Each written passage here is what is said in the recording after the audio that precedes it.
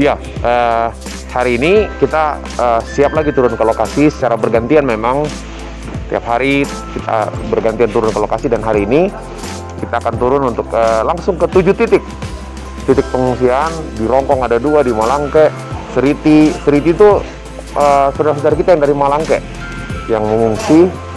Mereka naik ke perahu, dan ini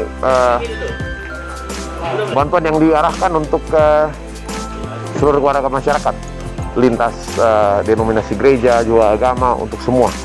Kita juga bahkan siapkan beberapa permintaan soal terkait dengan perangkat alat sholat untuk warga yang ada di Seriti. Nah, kami berharap semua perjalanan hari ini boleh berjalan baik.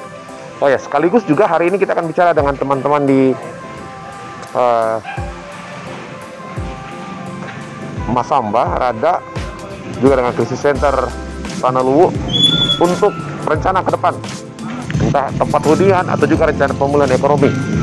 Kira-kira langkah-langkah yang akan kita tempuh seperti apa. Jadi kira-kira seperti itu. Semoga perjalanan hari ini baik, cuaca baik, boleh tiba di sana dengan selamat. Terima kasih.